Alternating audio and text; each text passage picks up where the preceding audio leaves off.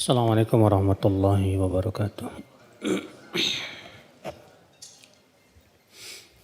Innal hamdalillah nahmaduhu wa nasta'inuhu wa nastaghfiruh wa na'udzu billahi min shururi anfusina wa min sayyiati a'malina. Man yahdihillahu fala mudilla lahu wa man yudlil fala hadiya lahu.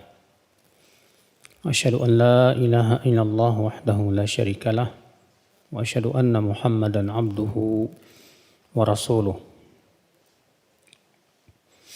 Qala Allah Ta'ala fi kitabihil karim ya ayyuhalladzina amanu taqullaha haqqa tuqatih wa la tamutunna illa wa antum muslimun amma ba'd. Kita lanjutkan ibu-ibu sekalian Sahih Targhib wa Tarhibnya. Sekarang kita masuk hadis 465 ya. 466. Hah? 467. 467 ya. Wa anhu, dan darinya yaitu dari Abu Umamah, ia berkata, Qala Rasulullah sallallahu alaihi wasallam, Rasulullah sallallahu alaihi wasallam bersabda, Man shalla salatal ghadati fi jama'atin thumma jalasa yadhkurullaha hatta tatlu'a asy-syamsu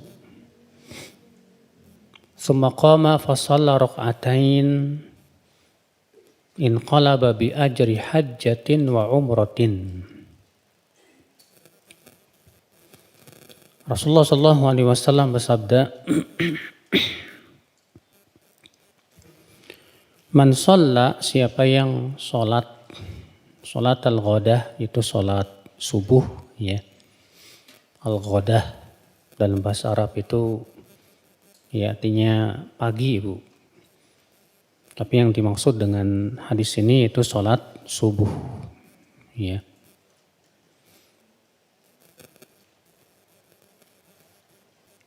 Fi jamaah, dalam jamaah, itu salat subuh berjamaah. Berarti keutamaan yang akan disebutkan di sini yaitu khusus buat mereka yang salat subuh berjamaah.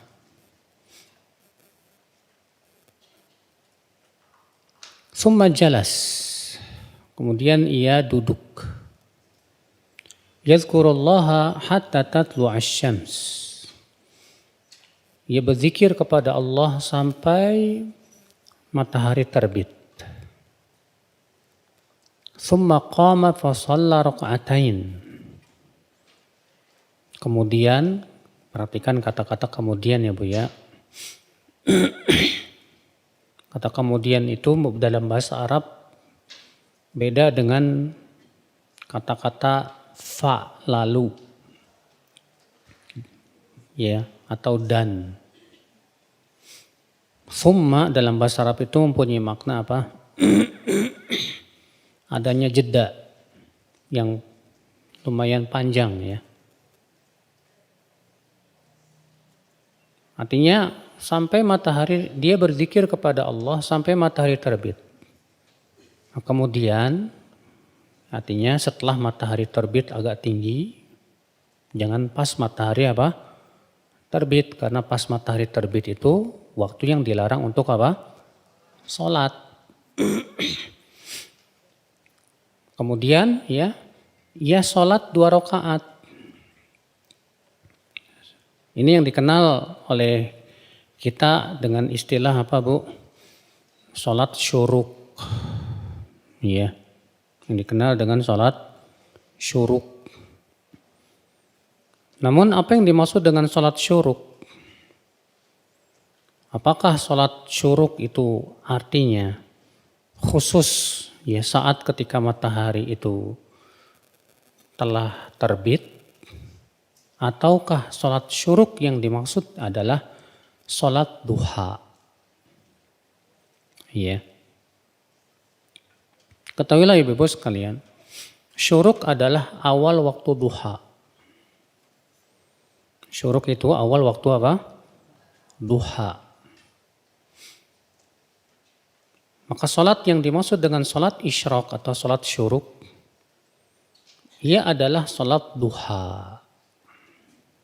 Ini adalah salat apa? Duha. Makanya demikian disebutkan dalam riwayat Imam Ahmad. Thumma shallat duha. Kemudian ia salat duha. Kemudian ia salat apa? Duha. Iya. Berkata Imam At-Tibi dalam kitab Syarah Al-Mishkah, "Tsumma shalla ba'da an tartafi asy-syamsu qadra ramhin hatta yakhruja waqtul karahah. Wa hadhihi shalah tusamma salatul isyraq wa hiya awwalud duha." Kata Imam At-Tibi dalam kitab Syarhul Mishkah, artinya kemudian beliau pun sholat setelah matahari tinggi sekitar 1 tombak, sehingga telah keluar dari waktu yang dilarang. Dan ini disebut, kata beliau, dengan sholat isyraq atau sholat syuruk, dan ia adalah awal waktu duha. Ia adalah merupakan awal waktu apa? Duha.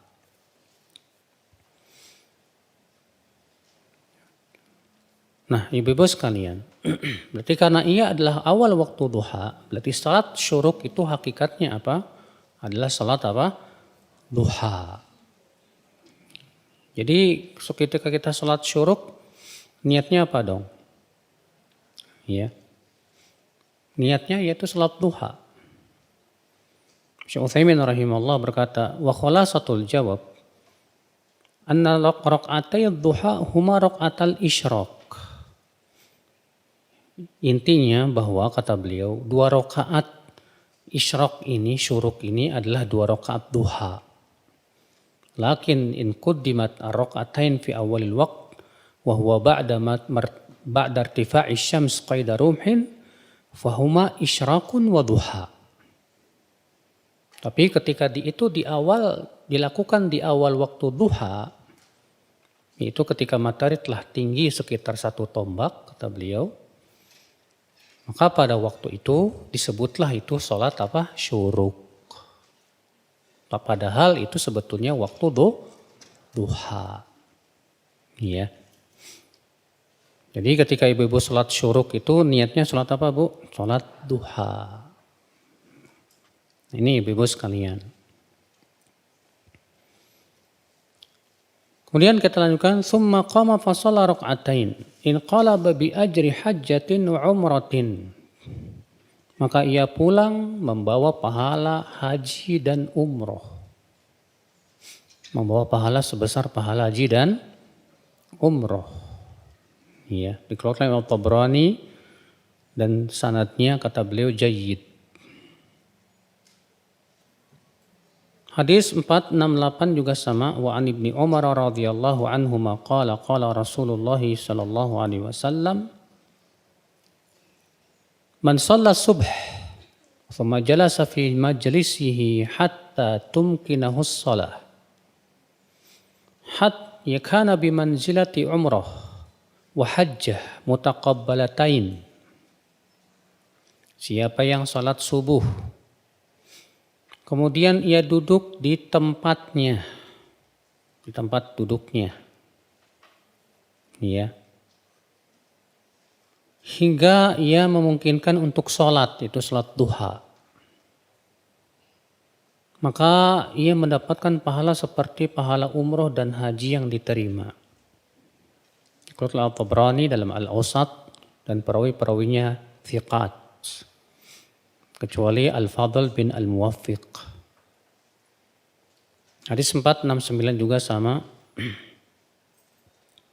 Man shalla salata subhi fi jama'ah thumma thabata hatta yusabbiha lillahi subhata duha kana lahu ka ajri hajin wa mu'tamir taman lahu hajjuhu wa umratuhu. Siapa yang sholat subuh berjamaah kemudian ia tetap di masjidnya itu, gak pulang sampai ia sholat duha, Sini tegas di situ dengan lafaz sampai ia salat duha, maka ia mendapatkan pahala seperti pahala haji dan umroh, sempurna haji dan umrohnya. Ya. Nah, ibu-ibu sekalian, hadis-hadis ini di mana sudah kita jelaskan ya bahwa para ulama berbeda pendapat apakah hadis ini sahih atau dhaif. Namun banyak ulama yang mensahihkan atau menghasankannya. Ya. Di antara yang mensahihkannya yaitu Syekh Albani rahimahullah dalam beberapa kitab beliau. Ya. Dan di sini juga Imam Al-Hafidh Al-Mundhiri mengatakan bahwa sanadnya jayyid. Demikian pula Al-Hafidh Ibnu Hajar condong menghasankan, ya. Bahkan wallahu a'lam mensahihkan. Dan At-Tirmidzi juga meriwayatkan dan beliau menghasankannya. Ini ibu-ibu sekalian.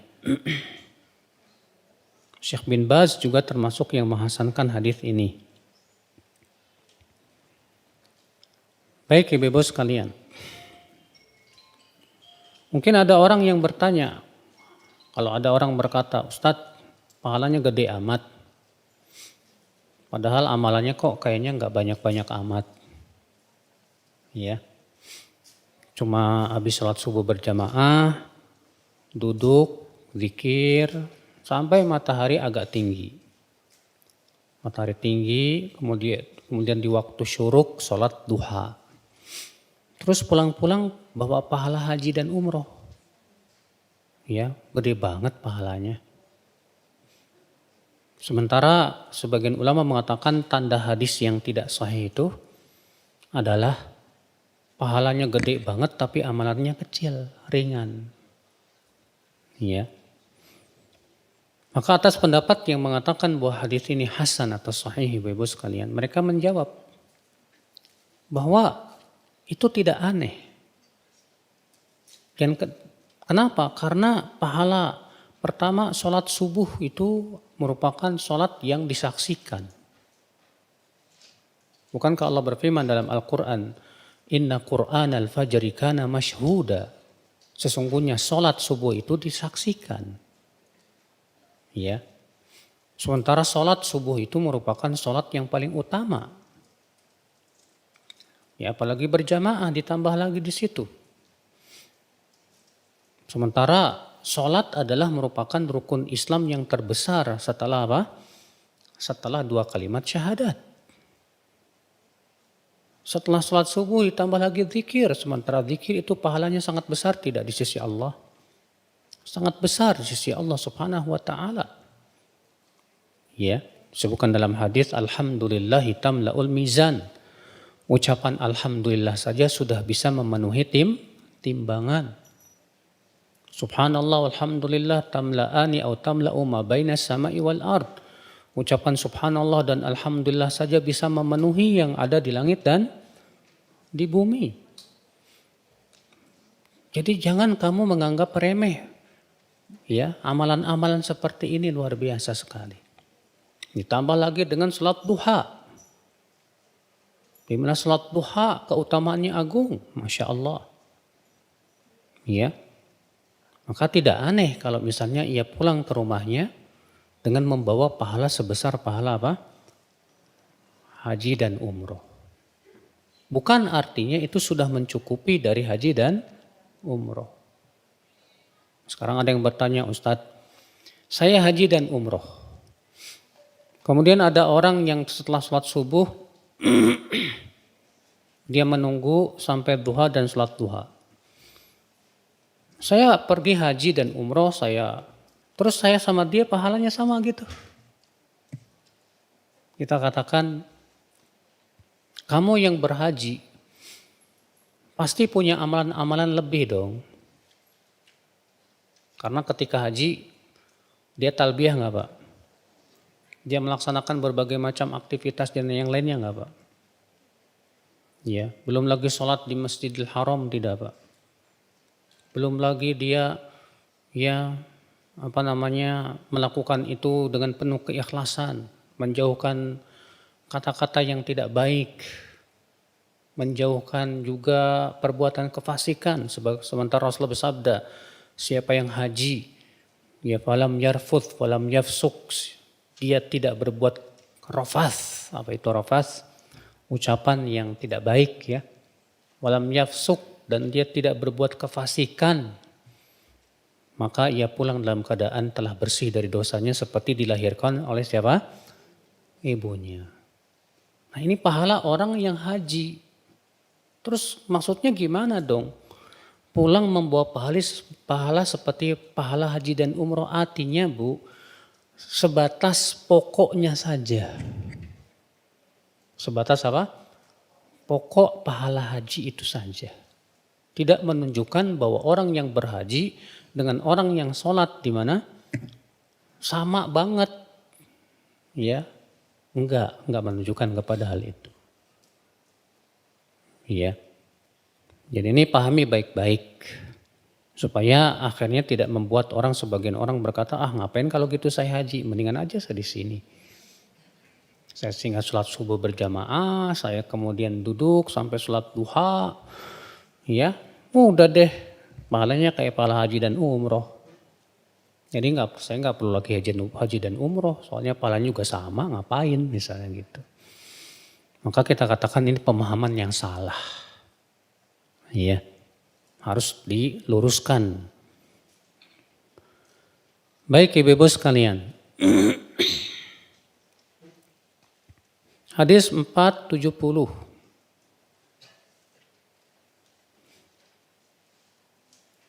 Tidak sebutkan hadisnya. Hadis 471 wa an Jabir bin Samurah radhiyallahu anhu qala kana an-nabiy sallallahu alaihi wasallam idza shalla al-fajr tarabba'a fi majlisihi hatta tatlu'a asy-syamsu hasana. Adalah Nabi SAW apabila telah selesai sholat subuh, maka beliau bersila, tarabba'a itu artinya duduk bersila, di tempat duduknya, artinya di tempat duduk untuk berzikir kepada Allah Subhanahu wa Ta'ala. Kata para ulama tidak disyaratkan ya harus tempat duduk yang kita tempat sholat di situ. Karena sebagian orang mengatakan syaratnya nggak boleh berpindah, bukan. Maksudnya tempat duduk untuk berzikir selama ia di dalam masjid. Artinya kalau kita pindah misalnya ke tempat lain di masjid ya nggak masalah juga.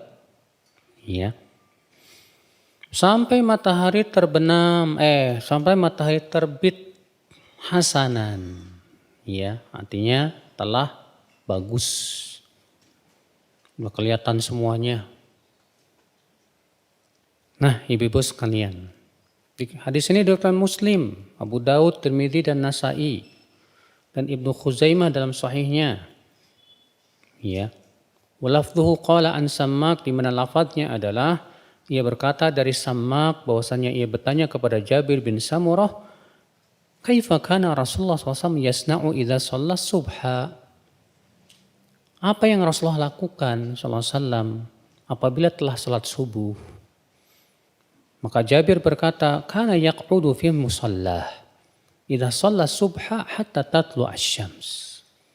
Beliau biasanya duduk di tempat sholatnya apabila ia telah selesai sholat subuh sampai terbitnya matahari. Artinya itu kebiasaan Rasulullah sallallahu alaihi wasallam. Nah, ibu-ibu sekalian,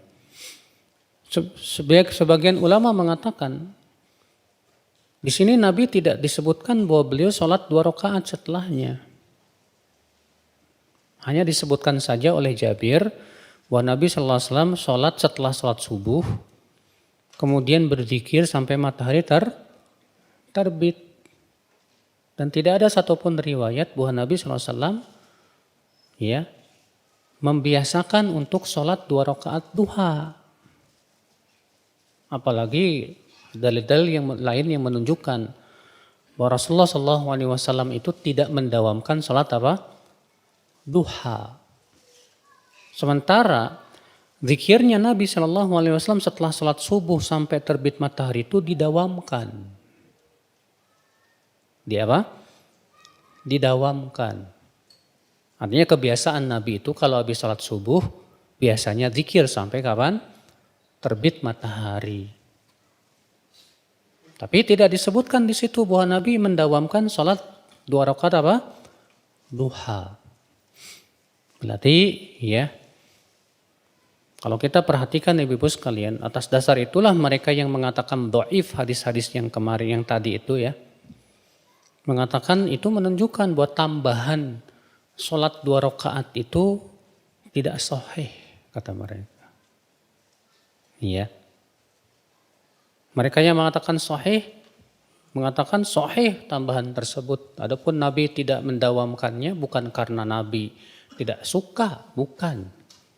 Kata Aisyah mengatakan apa? Rasulullah SAW terkadang meninggalkan suatu amalan karena takut diwajibkan atas umatnya.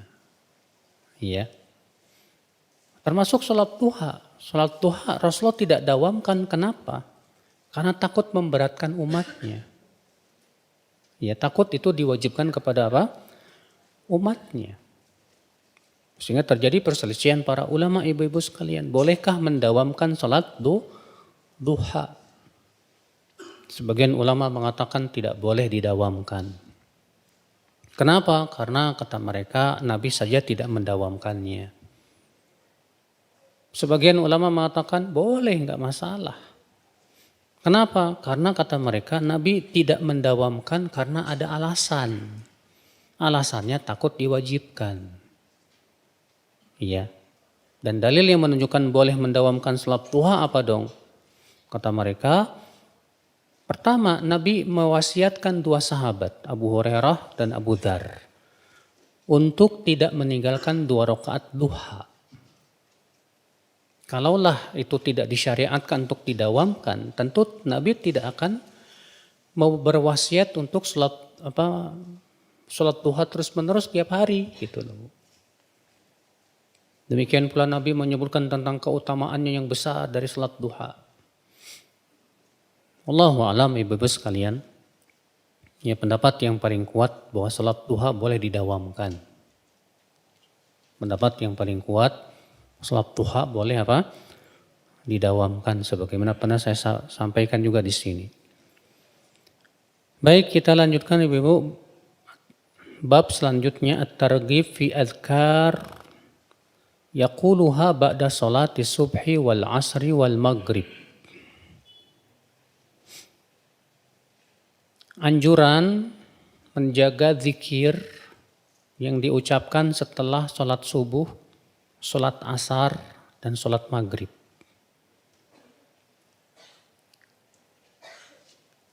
Hadis 472 An Abi Dzar radhiyallahu anhu anna Rasulullah sallallahu alaihi wasallam qala Man qala fi duburi salatil fajri wa huwa thanin rijlaihi qabla an yatakallama la ilaha illallah wahdahu la syarika lah lahul mulku wa lahul hamdu yuhyi wa yumit wa huwa ala kulli syai'in qadir 10 marrat kataballahu lahu 10 hasanatin wa maha anhu 10 sayyiatin wa rafa'a lahu 10 darajatin wa kana yaumuhu dzalika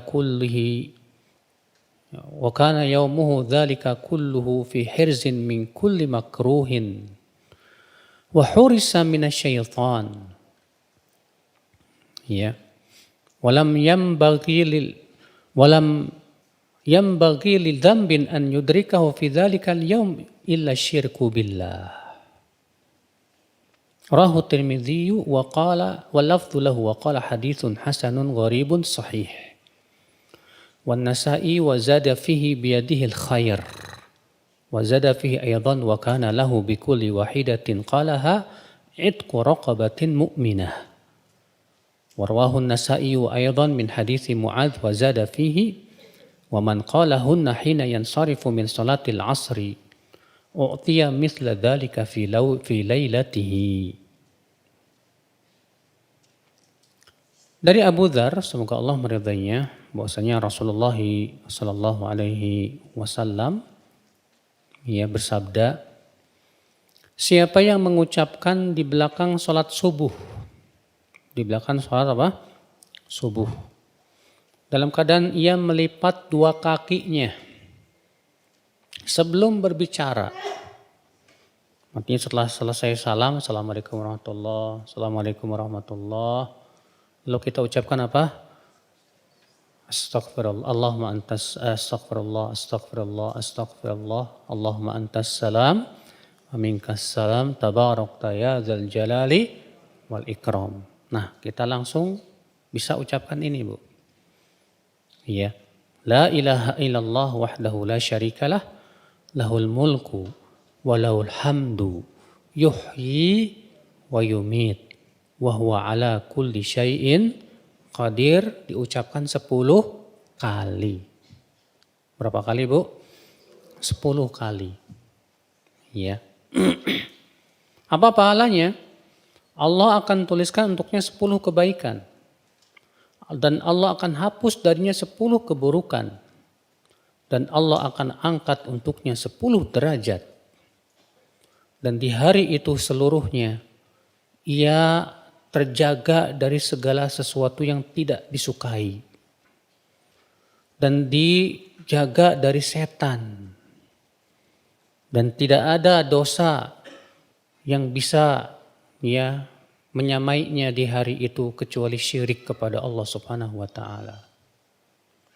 Di Quran Tirmidzi dan lafaz ini adalah lafaz Tirmidzi, dan Tirmidzi berkata hadis ini hasan gharib sahih.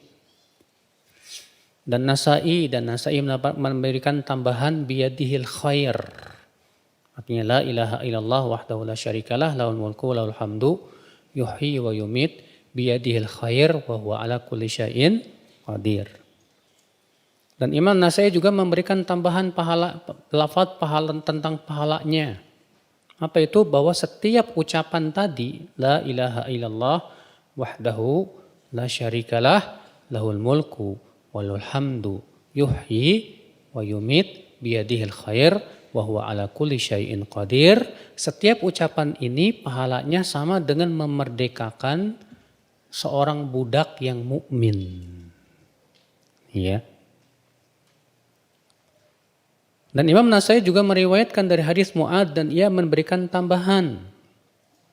Dan siapa yang mengucapkan ini setelah sholat asar, maka ia pun akan diberikan seperti itu di malam harinya. Ya. Masya Allah ibu-ibu sekalian, hadis ini kata Syekh Albani hasan li ghairihi. Hadis ini menunjukkan ibu-ibu keutamaan mengucapkan ini, Bu, setelah sholat subuh dan sholat asar. Ya. Dan dalam riwayat yang akan dibacakan nanti setelah ini, setelah sholat maghrib juga. Berarti ini dibaca di 3 sholat, Bu. Yang pertama sholat apa? Subuh. Yang kedua sholat apa? Asar. Yang ketiga apa? Maghrib. Ya. Yaitu la ilaha illallah wahdahu la syarikalah. Tidak ada ilah yang berhak diibadahi kecuali siapa? Allah saja.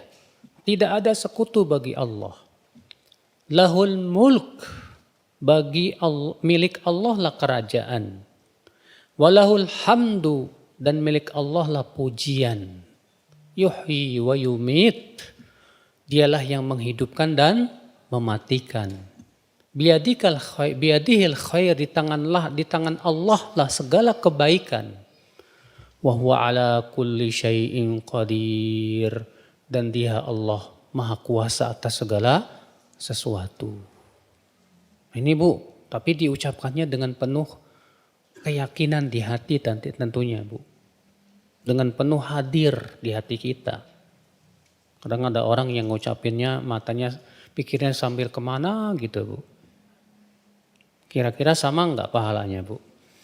Antara orang yang mengucapkannya dengan penuh kekhusyuan, diresapi di hatinya, dia diyakini, dengan orang yang pas baca ini pikirannya melayang. Melayang kemana? Kuliner, atau kemana gitu. Kira-kira pahalanya sama enggak, Bu? Enggak mungkin sama. Jadi orang yang mengucapkan la ilaha illallah wahdahu la syarikalah sampai akhirnya ini bisa beda-beda pahalanya, Bu. Bisa beda-beda pahalanya, Bu. Sesuai dengan apa? Sesuai dengan tentunya pengaruhnya ke dalam hati. Semakin berpengaruh ke dalam hati, semakin besar pahalanya di sisi Allah Subhanahu wa taala. Semakin sempurna tuh pahalanya. Tapi semakin kurang diresapi dalam hati, hanya sebatas ucapan di lisan tapi tidak masuk di hati, maka pahalanya juga berkurang. Makanya pahala yang sempurna ini buat yang mana nih? Karena Rasulullah menyebutkan di sini pahalanya Masya Allah nih. Dituliskan untuknya 10 kebaikan. Dihapus darinya 10 dosa. Diangkat untuknya 10 derajat. Dan di hari itu ia akan terlindung dari segala sesuatu yang tidak diinginkan atau yang kita tidak sukai. Dan dijaga dari setan, Masya Allah. Ini bagi mereka, Bu, yang membacanya dengan apa? Kesungguhan, diresapi di hati, hadir hatinya tuh. Nah ini ibu-ibu sekalian. Nah, ini merupakan kalimat tauhid, ibu-ibu sekalian. Dan kalimat tauhid itu luar biasa. La ilaha illallah wahdahu la syarikalah. Tidak ada ilah yang berhak diibadahi kecuali siapa? Allah saja. Kalimat ini saja luar biasa. Sebab kalimat ini, Bu, bila seluruh dosa disimpan dalam satu neraca dan ucapan la ilaha illallah disimpan dalam neraca yang lainnya, maka pada waktu itu tetap lebih berat ucapan la ilaha illallah. Makanya Rasulullah menyebutkan dalam hadis ini, tidak ada dosa yang bisa mengalahkan ucapan ini kecuali apa? Syirik. Kenapa? Karena syirik itu membatalkan tauhid. Syirik itu bertabrakan dengan ucapan la ilaha illallah. Betapa agungnya ibu-ibu sekalian kalimat tauhid ini. Makanya Rasulullah bersabda, afdalu dzikri la ilaha illallah. Zikir yang paling utama adalah ucapan la ilaha illallah. Nah ibu, jangan tinggalin nih. Ibu-ibu udah hafal kan? Insya Allah udah hafal ya, gampang kok. Hadis 473. Wa an Umarah ibni Syabib as-Sibai atau as-Sabai.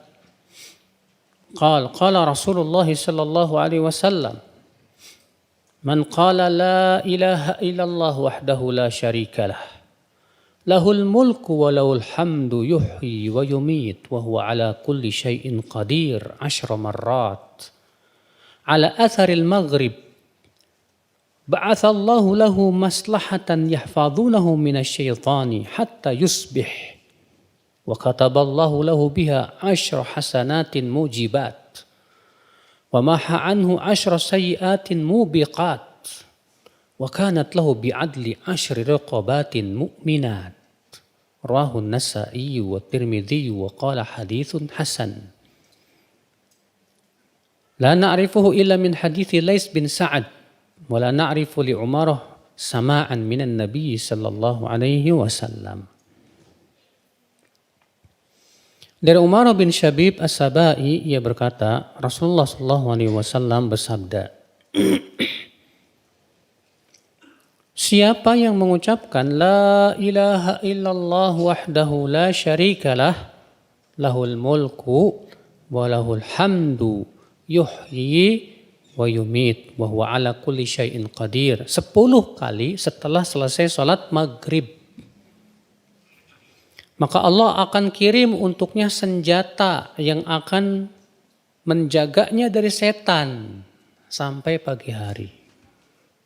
Ibu-ibu mau nggak dijaga dari setan, Bu? Ya, ini diantaranya nih, Bu. Dan Allah akan tulis untuknya 10 kebaikan, mujibat yang besar. Dan menghapus darinya 10 dosa mubiqat yang bisa membinasakan. Dan ia pahalanya, ucapan tadi 10 kali itu, sama dengan memerdekakan 10 budak yang mukmin. Masya Allah. Dikutip oleh Nasai dan Tirmidzi berkata hadis ini hasan. Kami tidak mengetahuinya kecuali ia diriwayatkan dari hadis Laits bin Sa'ad. Dan kami tidak mengetahui Umarah itu mendengar dari Nabi Shallallahu Alaihi Wasallam. Artinya kata Imam Tirmidzi, Umarah ia tidak mendengar dari Nabi, berarti ya mursal. Akan tetapi Syekh Albani menghasankan hadis ini karena dikuatkan oleh hadis-hadis ya jalan-jalan yang lainnya. Lihat ibu-ibu sekalian, besar banget nih pahalanya, Bu. Siapa yang mengucapkan ini, Bu, setelah sholat maghrib, apa pahalanya tadi, Bu? Allah akan kirimkan maslahah. Maslahah itu artinya silah, ya, senjata. Masya Allah. Ini senjatanya lebih hebat daripada rudal. Ya, senjatanya sangat kuat sekali.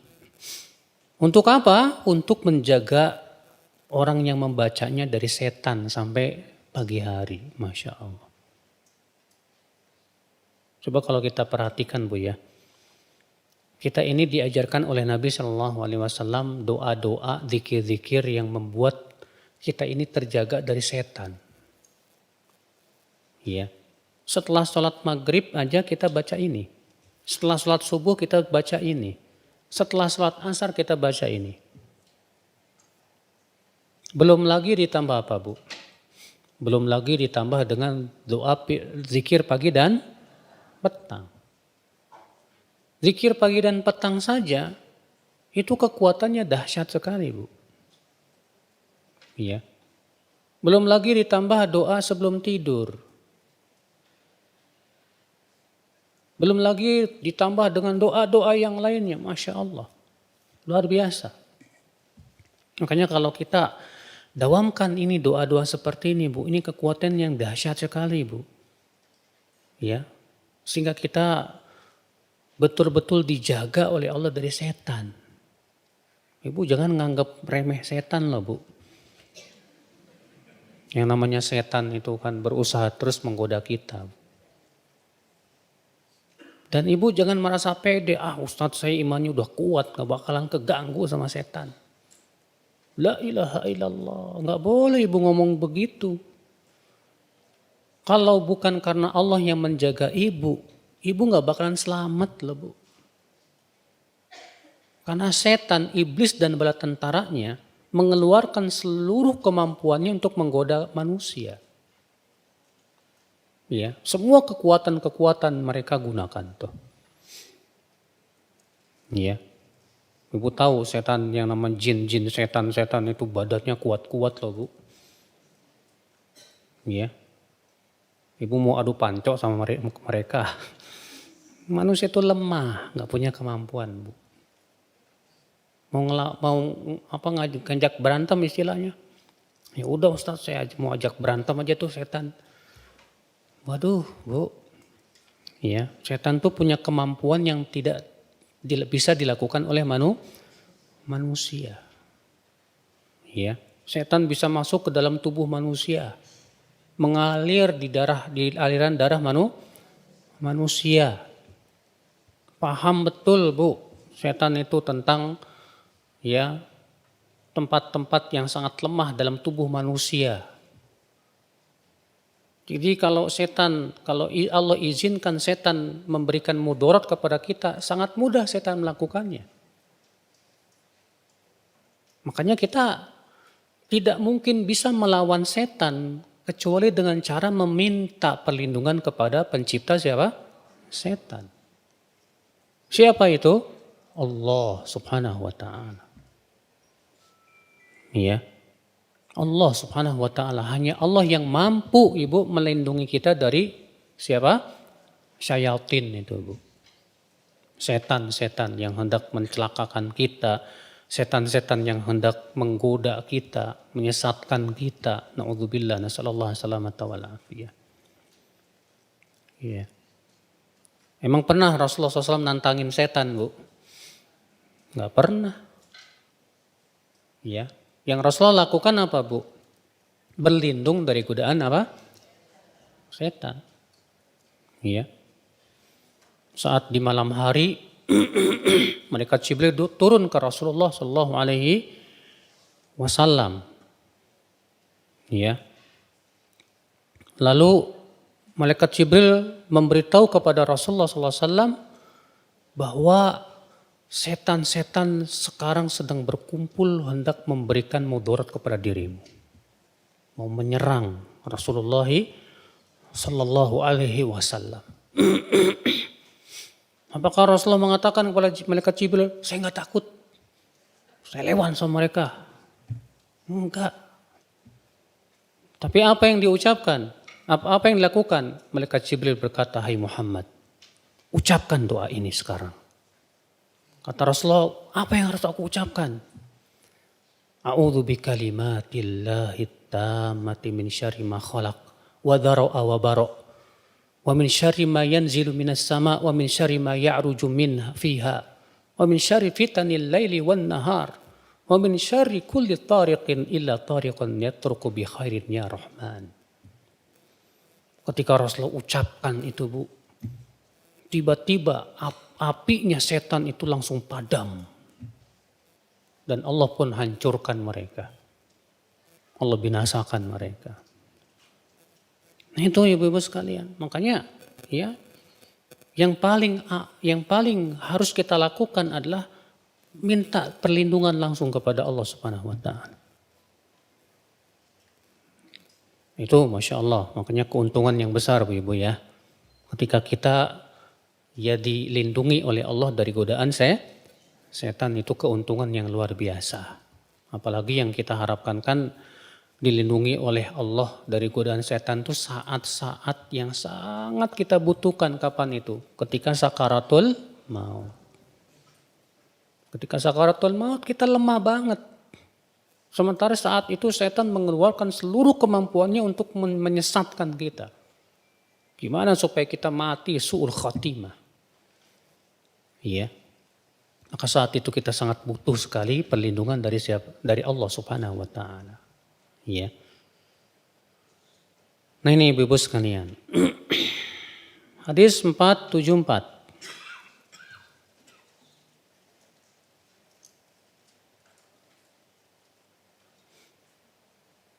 Wa an Abi Ayyub radhiyallahu anhu anna Rasulullah sallallahu alaihi wasallam qala man qala idza asbah la ilaha illallah wahdahu la syarika lah lahul mulku wa lahul hamdu wa huwa ala kulli syai'in qadir 10 marrat kataballahu lahu bihinna 10 hasanatin wa maha bihinna 10 sayyiatin wa rafa'a lahu bihinna 10 darajatin wa kunna lahu idla ataqati 4 riqabin wa kunna lahu harasan hatta yumsi wa man qalahunna idza shallal maghrib dubura salati famithlu dzalika hatta yusbih rawahu Ahmad wan Nasa'i wa Ibnu Hibban fi sahihi wa hadza lafdhuhu wa fi riwayatin lahu wa kunna lahu idla 10 riqab.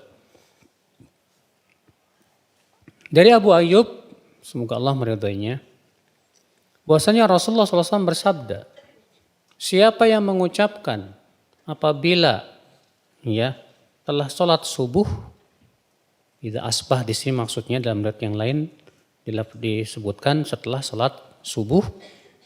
La ilaha illallah wahdahu la syarikalah. Lahul mulku wa lahul hamdu wa huwa ala kulli syai'in qadir. Di sini tidak ada tambahan yuhyi wa yumit, ya. 10 kali. Maka Allah akan tuliskan untuknya 10 kebaikan. Dan Allah hapus dengannya 10 keburukan. Dan Allah akan angkat untuknya 10 derajat. Dan ia sama dengan memerdekakan 4 hamba sahaya. Dan ia menjadi penjaga untuknya sampai sore hari. Dan siapa yang mengucapkan ini apabila telah selesai sholat maghrib, jadi di belakang sholat, setelah selesai sholat, maka sama ia mendapatkan pahala seperti itu sampai subuh, sampai pagi hari. Ya. Itu Imam Ahmad dan Nasai dan Ibnu Hibban dalam sahihnya. Dan ini adalah lafadznya. Dan dalam riwayat baginya, maka ia mendapatkan pahala sama dengan 10 memerdekakan 10 orang hamba sahaya. Ya. Ini sama, Bu. Cuma bedanya tidak ada ucapan apa? Yuhyi wa yumit. Jadi bagaimana? Boleh dua-duanya. Boleh Ibu ucapkan pakai yuhyi wa yumit. Boleh juga tanpa mengucapkan yuhyi wa yumit. Karena dua-duanya diajarkan oleh Rasulullah sallallahu alaihi wasallam. Ya.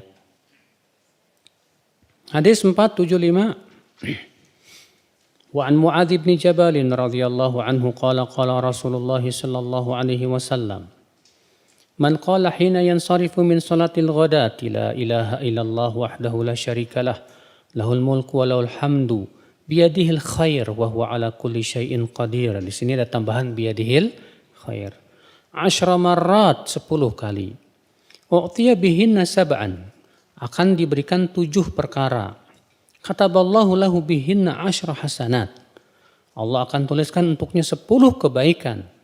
Wa maha anhu bihinna 10 sayyiat. Allah akan hapus darinya 10 keburukan. Wa rafa'alahu bihinna 10 darajat.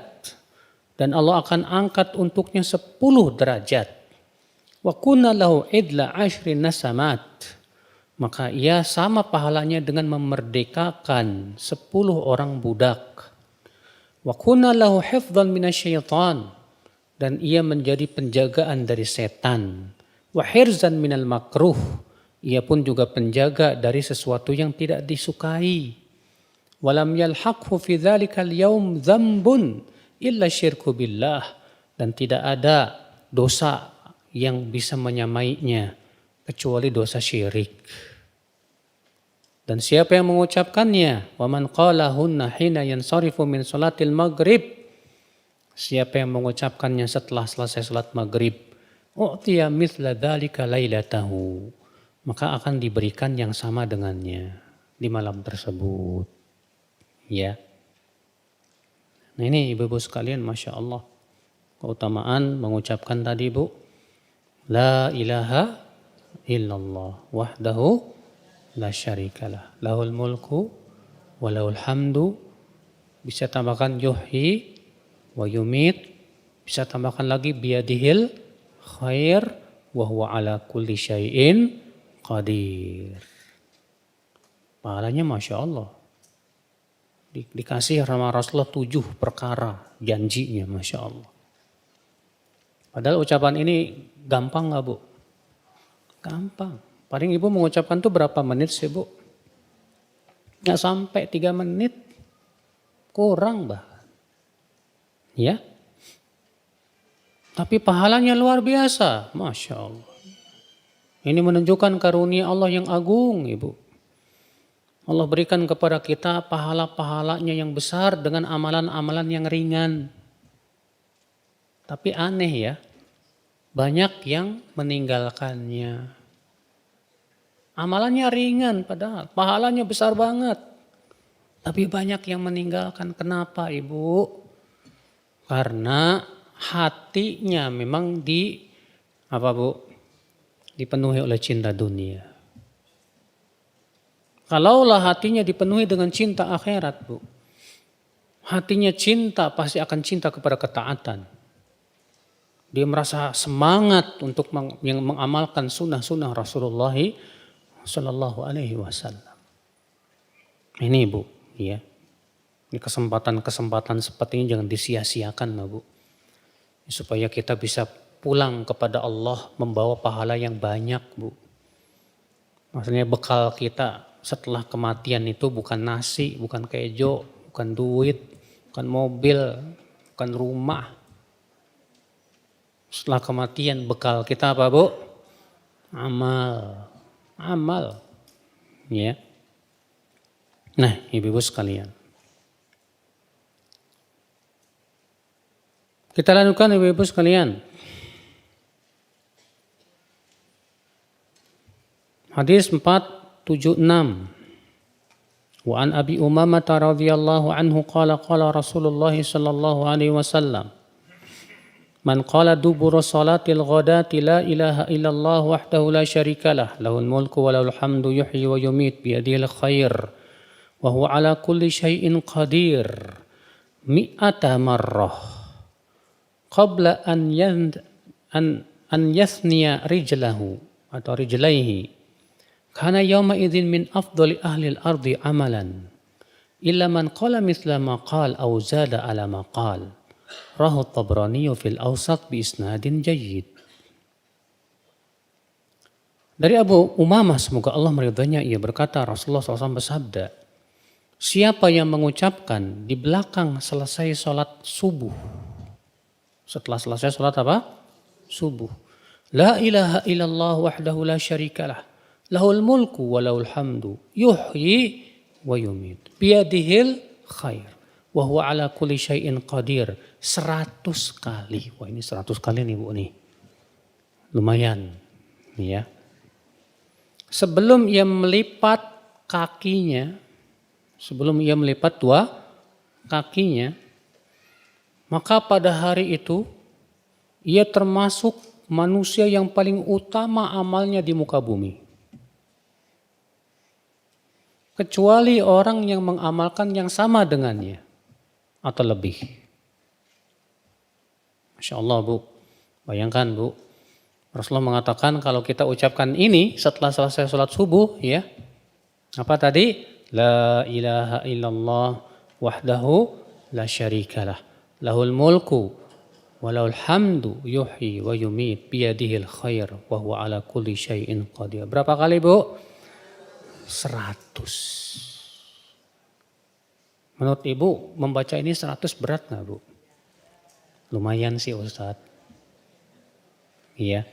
Padahal sebetulnya Bu, kalau kita mengucapkan ini 100 kali nggak sampai 15 menit.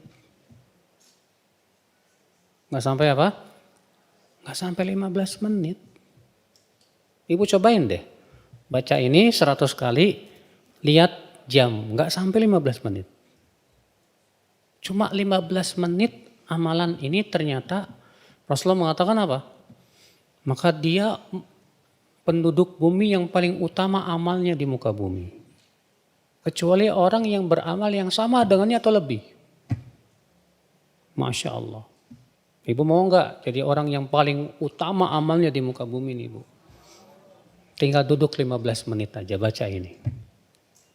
Bahkan kurang dari 15 menit saja. Masya Allah. Nah ibu-ibu sekalian.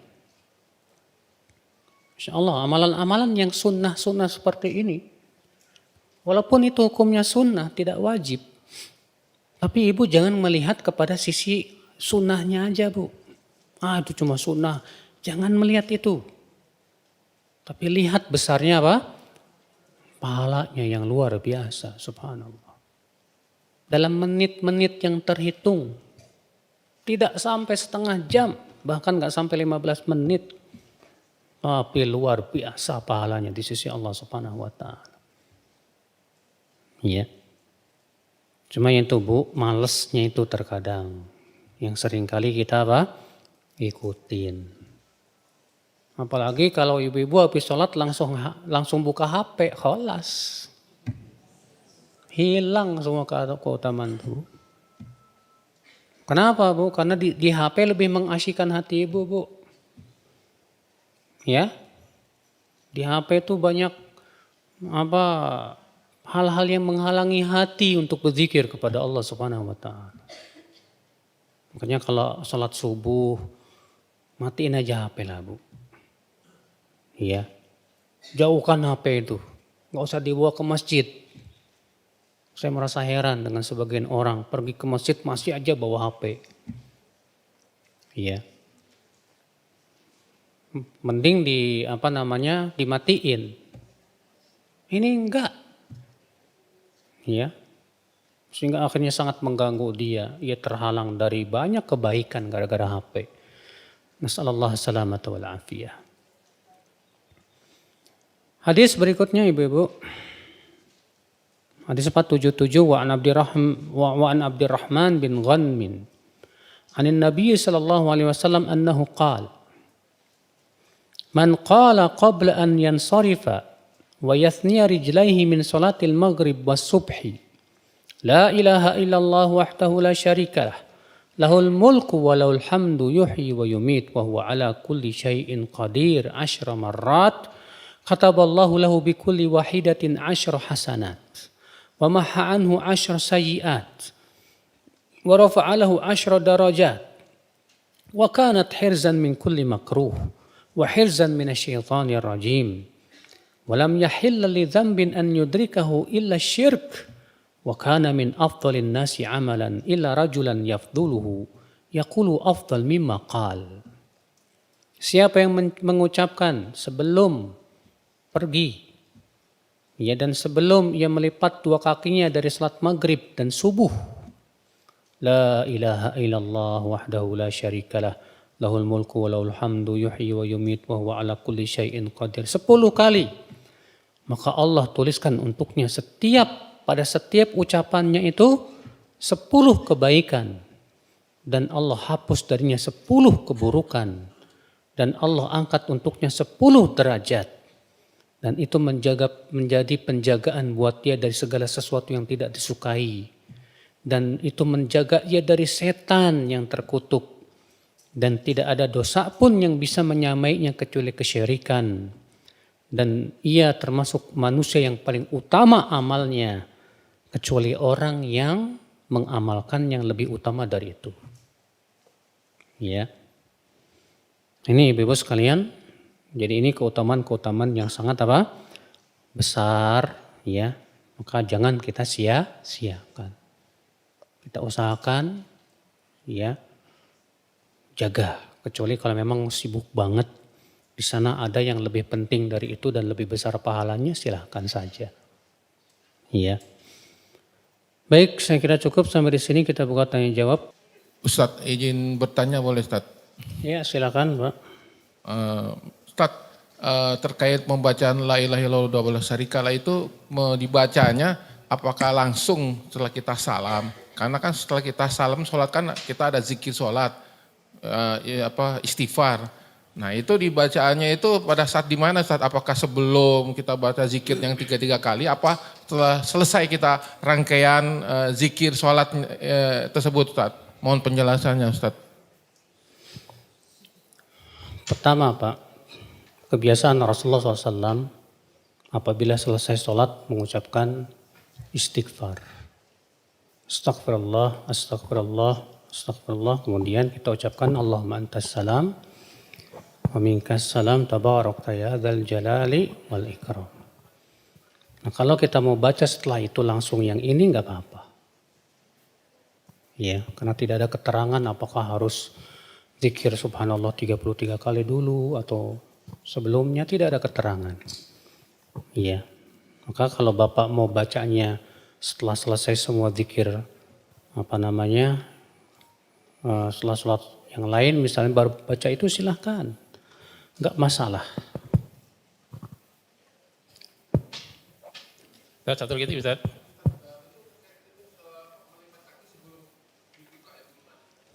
Apa arti sebelum dia menekuk kedua kakinya? Artinya ketika kita sholat Iya. Ketika kita salam kaki kita gimana Mas? Hah? Duduknya gimana?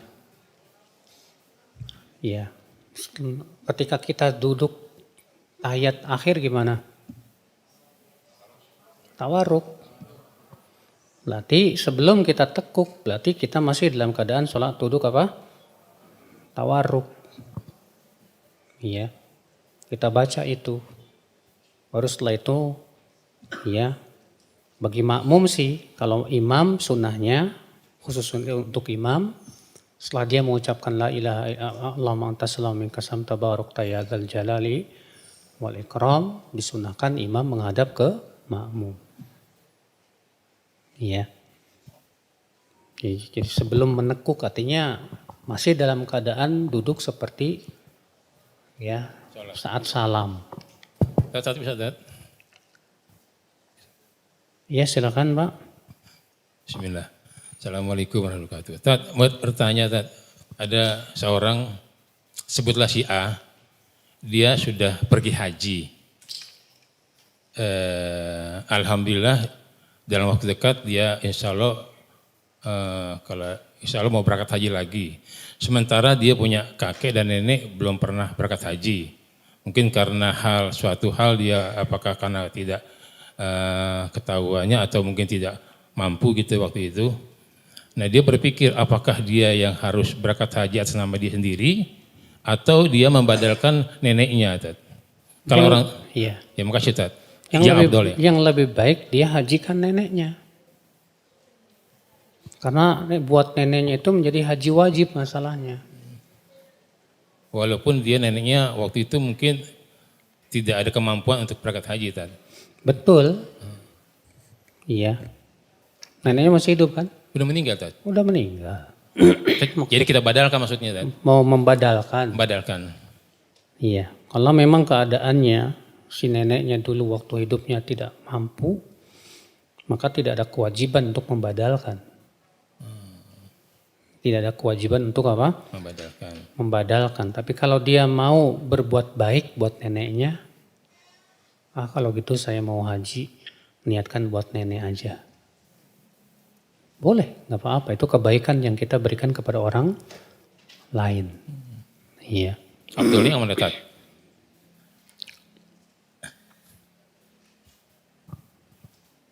Bagaimana jika kita mengikuti kajian ba'da subuh, Ustaz? Sehingga terluput dari zikir-zikir tersebut. Pertama, ilmu itu lebih utama. Kata para ulama, ilmu itu zikir yang paling utama. Karena dengan ilmu kita bisa mengenal Allah.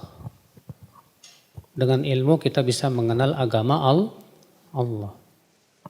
Dengan ilmu kita bisa mengetahui amalan yang dicintai oleh Allah. Jadi mana yang lebih kita dahulukan? Tentu menuntut ilmu lebih kita dahulukan. Iya. Demikian. Menghapus dosa dalam zikir ini apakah seluruh dosa, baik yang kecil maupun yang besar? Maksudnya yang kecil. Bukan dosa yang besar. Karena dosa besar itu harus dengan taubat. Iya.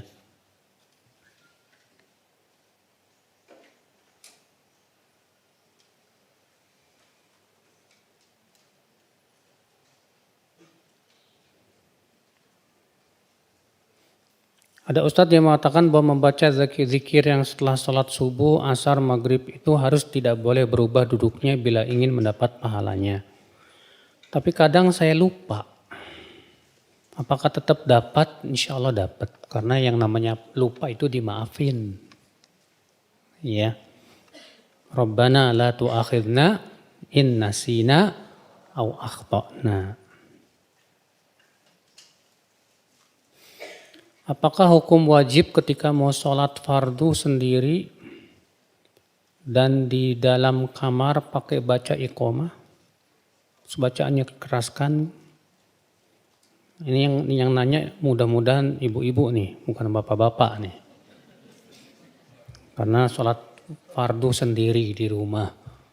Kalau bapak-bapak saya katakan nggak boleh pergi ke masjid bapak-bapak.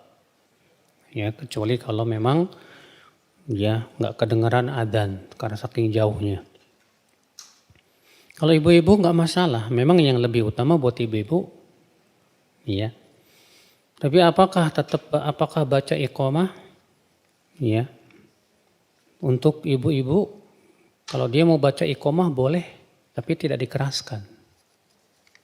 Tidak apa? Dikeraskan. Sebagian ulama mengatakan tidak perlu adzan, tidak perlu iqamah buat ibu-ibu. Ya Allahu a'lam. Ya. Yang jelas ada riwayat yang menunjukkan bahwa sebagian sahabiat pernah sholat ya berjamaah sesama wanita, ya tetap ada adzan dan iqamah. Wallahu a'lam. Tapi adzannya tidak dikeraskan. Adzannya ya, bahkan sebagian ulama bahwa adzan itu tidak disyariatkan untuk wanita ya. Adzan tidak disyariatkan untuk wanita. Karena adzan itu khusus untuk memanggil orang apa? Sholat. Allahu a'lam, saya agak lupa ya tentang masalah ini, nanti saya rujuk lagi ya. Tentang masalah iqamah untuk wanita. Saya pernah membacanya itu. Apakah boleh menggabungkan ayat kursi dan al-ikhlas, al-falak, an-nas dengan zikir pagi dan petang Ustadz? Pelit banget sih. Ya. Kalau ibu baca masing-masing kan pahalanya lebih bu. Ya. Jadi setelah selesai sholat ibu baca sendiri. Kemudian setelah selesai semua bacaan-bacaan selesai sholat, baru ibu mulai sholat zikir apa? Pagi dan petang. Ya. Kita kan tujuannya pengen banyak-banyakan pahala ya enggak Pak? Allah mengatakan fastabiqul khairat. Maka yang lebih baik ibu baca masing-masing aja. Ya, ayat yang surat ayat kursi misalnya. Al-Ikhlas, Al-Falaq, An-Nas. Setelah selesai sholat, sendirikan aja. Setelah selesai semuanya, baru kemudian kita zikir pagi dan petang.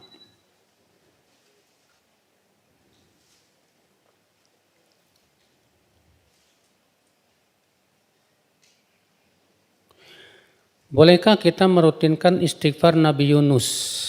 La ilaha illa anta subhanaka inni kuntu minadh dhalimin. Boleh kalau ibu dimakan ikan paus.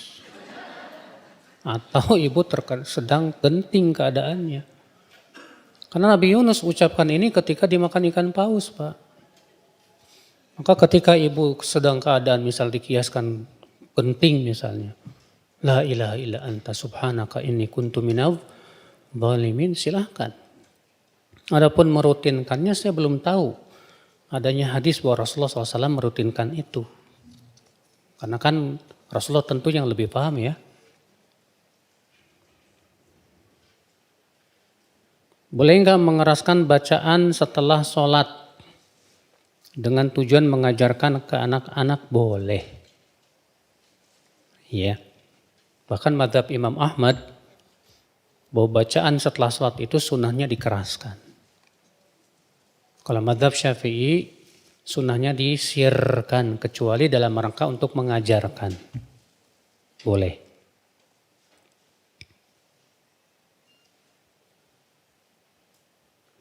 Setelah baca Al-Fatihah, baca surat. Tapi tiba-tiba lupa ayat selanjutnya. Apa harus ulang baca surat lain? Atau boleh langsung ruku? Boleh langsung ruku. Tapi kalau dia misalnya mau pindah ke surat yang lain, silahkan juga, enggak masalah. Iya.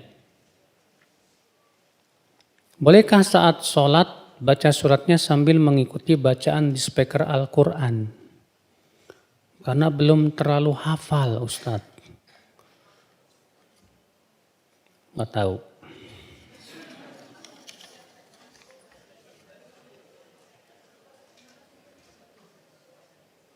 Bagaimana caranya nasihatin suami agar lebih rajin lagi sholat jamaahnya di masjid Ustadz? Masya Allah. Sering-sering bacain hadisnya Bu. Tiap azan berkumandang ibu langsung bacain hadisnya. Nih mas, ada hadis yang bagus.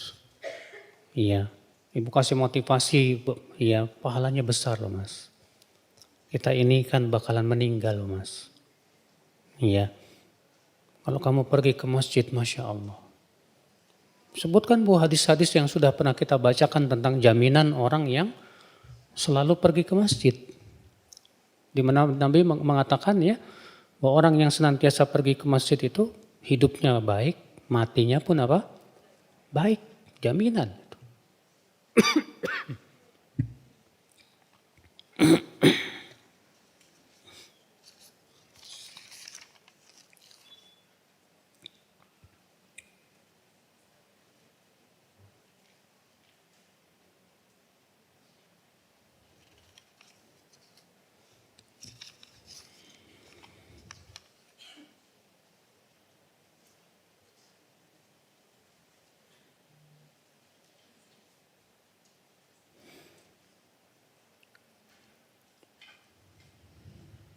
Barang yang sudah dihibahkan kepada anak masih boleh dimanfaatkan oleh orang tua enggak? Kalau dihibahkan berarti sudah hak milik siapa? Anak. Maka tidak boleh kita memakainya kecuali dengan seizin apa? Anak. Karena sudah milik anak masalahnya. Maka kalau si anak berkata nggak apa-apa, pakai aja bu, nggak masalah. Ya udah pakai aja nggak apa-apa. Kesalahan banyak di antara kita ketika orang tua mengatakan, iya, ini tanah ini saya hibahkan buat anak yang pertama misalnya. Tanah ini buat anak kedua. Tapi diambilnya nanti setelah saya meninggal ya. Maka kita katakan ini bukan hibah, ini namanya wasi. Sah tidak? Tidak sah. Kenapa? Karena wasiat itu hanya untuk selain ahli waris. Sementara anak ahli waris bukan? Ahli waris. Rasulullah bersabda, la wasiat ahli waris. Tidak sah wasiat untuk ahli waris. Jadi kalau ibu mau ngasih buat anak, ya entah itu rumah atau tanah, maka segera dia serah terimakan seketika itu masih apa? Hidup. Ini nak, iya. Saya serah terimakan buat kamu bahwa ini adalah buat kamu. Titik. Terserah kamu mau jual, mau apa, terserah. Karena itu sudah jadi milik kamu nak. Itu baru namanya apa? Hibah. Iya. Salat wusta itu salat apa Ustadz? Salat wusta itu salat asar kata Rasulullah. Ya, salat wusta itu salat apa? Asar. Demikian dalam riwayat Bukhari, dalam sahihnya. Kalau telat datang ke kajian, apakah sebaiknya salat tahiyat masjid dulu atau langsung duduk? Sebaiknya sih salat tahiyat masjid dulu. Kenapa demikian? Karena Rasulullah SAW pernah sedang khutbah Jumat. Dan mendengarkan khutbah Jumat hukumnya apa? Wajib. Lalu ada seorang sahabat datang langsung duduk. Kemudian Rasulullah bertanya, kamu udah sholat tahiyat belum? Belum. Makanya Rasulullah menyuruh dia untuk apa? Ya, bangkit lagi dan sholat tahiyat masjid.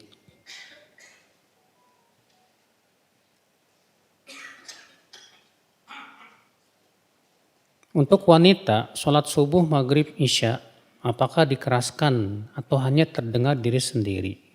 Cukup terdengar pada diri sendiri saja. Ya dikeraskan tapi tidak keras ya, seperti hanya laki-laki. Kecuali kalau memang di kamar itu tidak ada siapapun. Ya. Allahu a'lam, silakan saja, tapi yang lebih baik sebatas yang terdengar buat diri sendiri. Ini saja, subhanakallah bihamdik, asyhadu an la ilaha illa anta astaghfiruka wa atubu ilaik. Assalamualaikum warahmatullahi wabarakatuh.